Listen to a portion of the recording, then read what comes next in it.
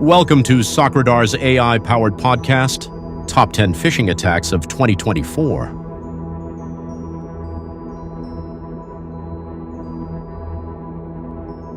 All right, let's dive in. Today, we're looking at phishing attacks, the really bad ones from 2024. Some nasty stuff out there. Oh, yeah. We've got this SOCRadar report, their end-of-year threat report from 2024, plus a bunch of other stuff, too. And lot to unpack. yeah, tons. Over 500,000 websites, can you believe that? Yeah. Targeted by these phishing campaigns. Almost 3 million, I mean, like, what is that? 3 million malicious domains. It's crazy. The whole other world out there. Yeah, and then like over 31,000 fake login pages. I mean, it's mind-boggling, really. It is. And it's not just the scale, it's how clever they're getting. We're not talking about those, those old Nigerian prince emails anymore. No, not at all. They're using AI, they're using social engineering, these traps. It's like They're getting so good, it's scary. really, really sophisticated. It's not just about like, oh, is there a misspelling in the email? It's way beyond that. So let's break down some of these top 10 attacks. And I think it's interesting. Like, we should start with the ones that kind of prey on our desire for convenience, Like, we want things to be easy. We want them to be fast. We do. And the bad guys, that's what they're banking on. So first up, this Chrome extension attack on Cyberhaven. I mean, this was a while ago, but what a story. This was masterful, really. Exploiting trust. They sent these emails, looked exactly like they were from the Chrome web store, Official. You click, boom, you've installed this malicious extension and it's just stealing your data. And how many users did they get? Was it like 600,000 or something? Over 600,000. I mean, that's a lot of people. It really makes you think twice, But every extension you've ever installed. We're gonna be careful. So what made this attack so different? Like, why did this work so well? Well, they really understood how we use our computers. Think about it. You get an email it looks like it's from Chrome. It's telling you to update an extension. You just do it. You don't even think about it. We do that all the time. I know I do. Yeah, it's like it's part of a routine. They knew that and they took advantage of it. So it's not just about being careful about what we click. It's like being aware of the routines, the things we do without even thinking. Absolutely. That's pretty deep. It is. You got to be thinking all the time when you're online. Yeah. Okay, let's switch gears a bit. This Roundcube webmail attack, this one was aimed at government organizations, right? Right, yeah. So this was, I don't know, this sounded extra sneaky. It was. They found a vulnerability in Roundcube, and they used that to sneak in, JavaScript malicious code into emails. But here's the thing. They hid it in, get this, blank attachments. Blank. You wouldn't even know. So you could get infected even if you didn't open anything that looked suspicious. So what were they after? What was the point of all this? Same old story, really. They wanted to steal credentials, usernames, passwords, so they could get into these government systems. Okay, so classic espionage, kind of. You could say that. But with this, digital twist. Yeah. And it shows you they always look for the easiest way in. Right. Find a weakness, slip in the code, and just wait. Right, just like setting a trap. Exactly. Speaking of targets, let's talk about Pepco Group. Big attack, right? Like 15.5 million euros. That's a lot of money. It's unbelievable. It's not pocket change. And this was most likely a BEC attack. Yeah. Business email compromise. It's all about manipulating people, not like hacking into a system. So they tricked their way in, basically. Right. They probably impersonated employees or vendors, maybe, to mess with the payment system. So they sent some very convincing emails. Oh, yeah. The kind that gets you to authorize a transfer to the wrong account, of course. So do they know, like, how they actually pulled it off? The details, they're still figuring that out.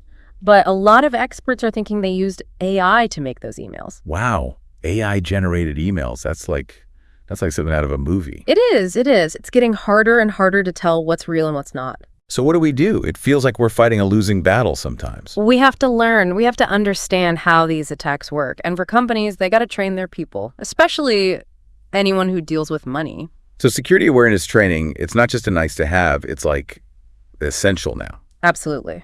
The more you know, the better you can protect yourself. Right. Okay, let's move on to another attack.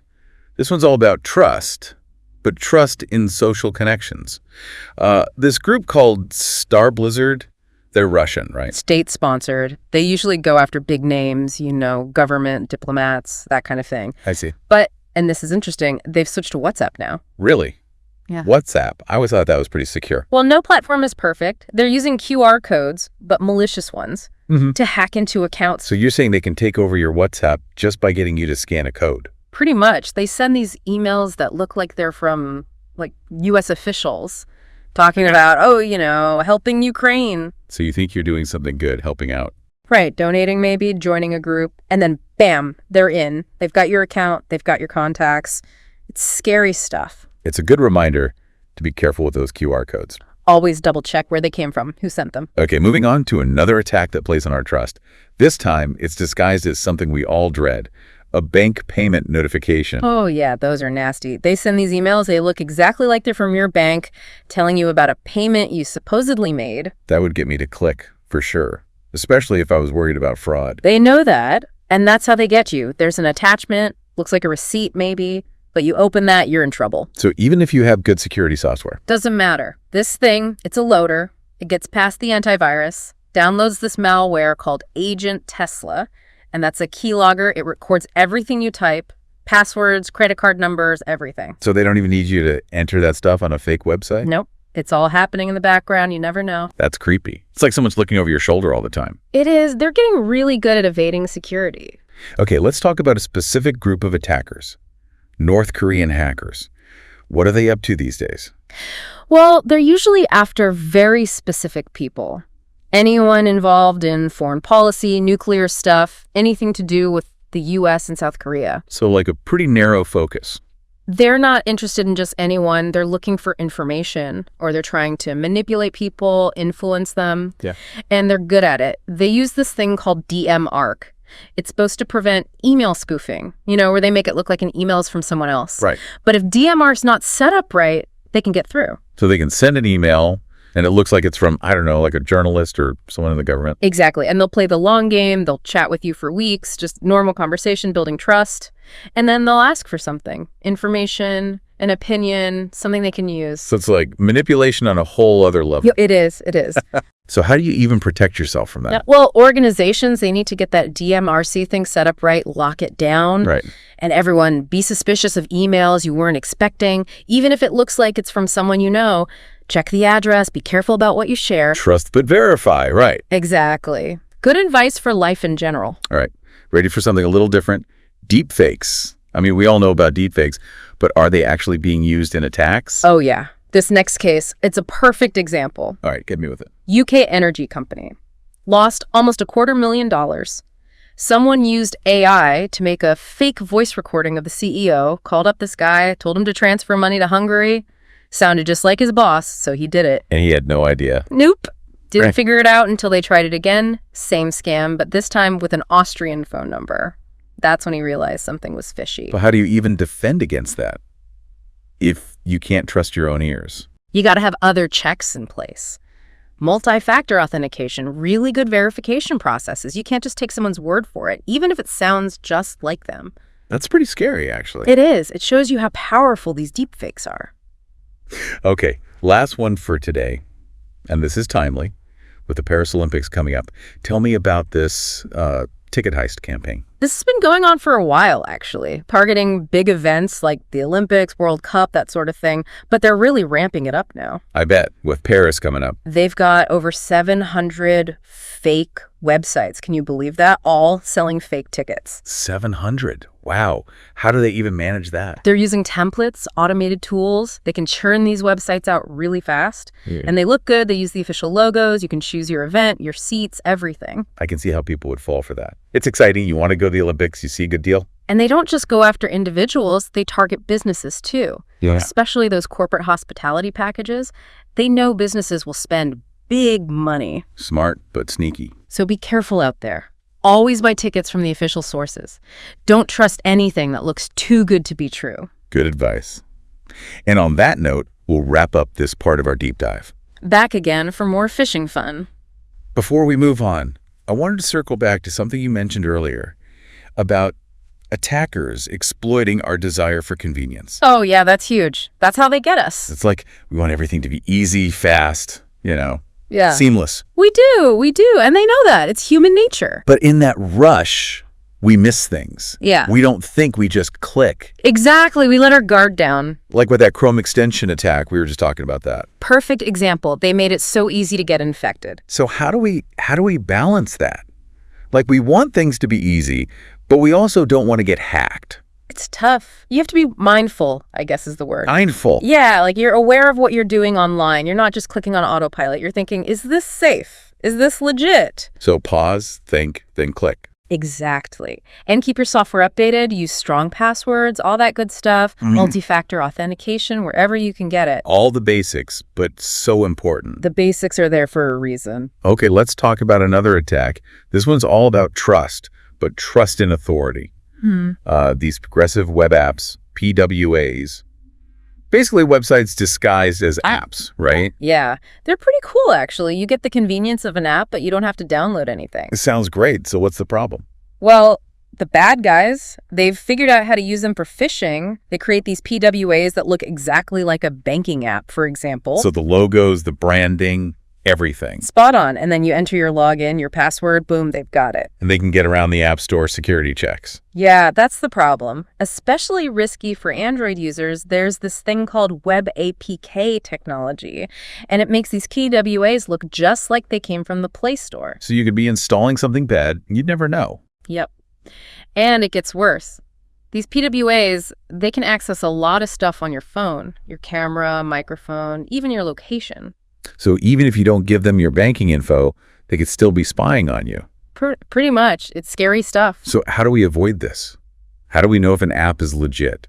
Stick to the official app stores, Play Store, Apple's App Store. If it's not there, don't trust it. Good advice. And always check the permissions. Before you install anything, make sure it's not asking for access to things it doesn't need. Makes sense. Yeah. And if you're not sure, do some research. Google it. See what other people are saying. Exactly. Better safe than sorry. Okay, let's go back to those Cloudflare workers we were talking about earlier. Oh, yeah. Cloudflare workers. Powerful stuff.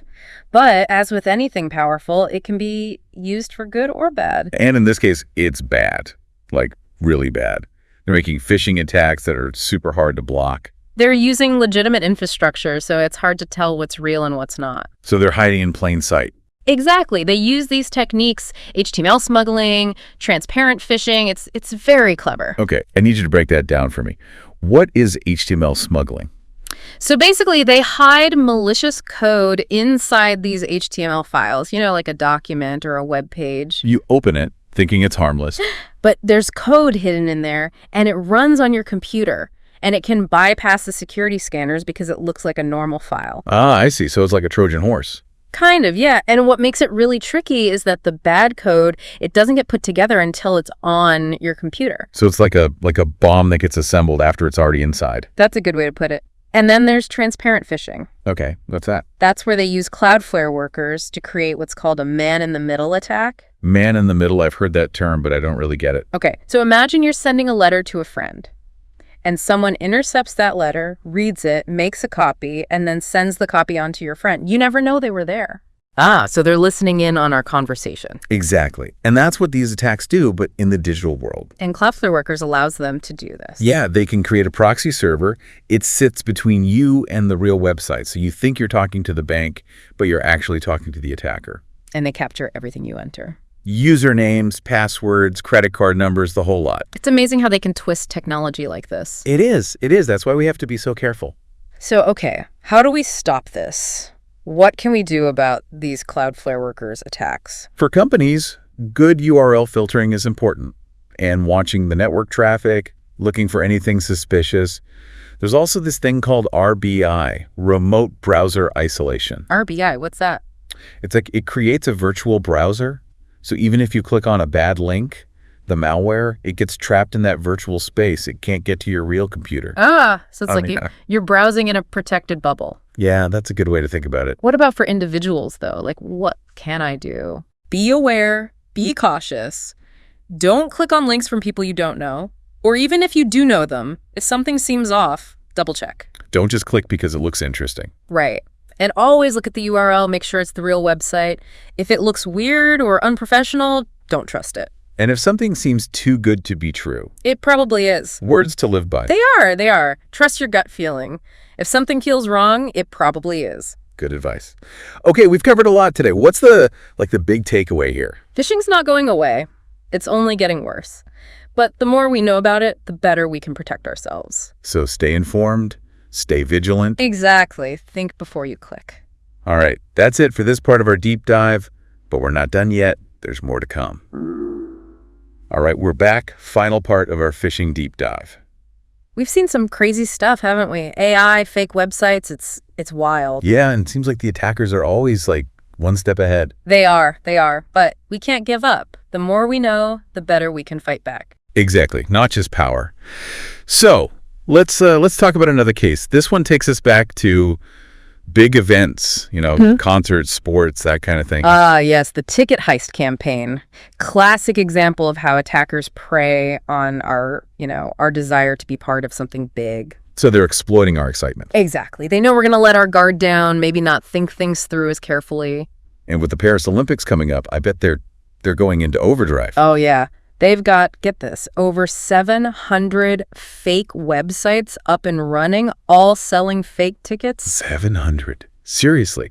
I mean, how do they even do that? That's a lot of websites. Automation. They use templates, tools. They can spin these things up really fast, and then they make them look good, Official logos, all the bells and whistles. I can see how people would fall for it. So they're not just targeting individuals, right? No, they go after businesses, too. Those corporate hospitality packages. Big money there. So they're casting a wide net, hoping to catch, the big fish. Exactly. So the lesson here is be careful.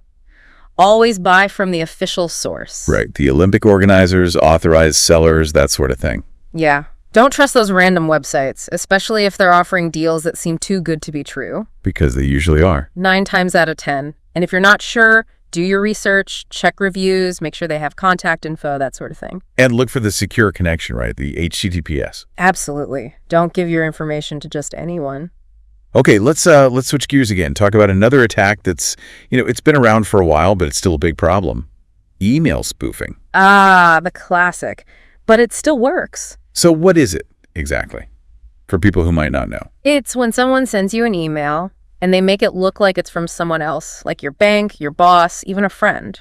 So you think it's legit, but it's not. Right. And they'll try to get you to click a link, open an attachment, something like that. Once you do, they're in. And we fall for it because we trust the sender. Right. We do. It's human nature to trust people we know.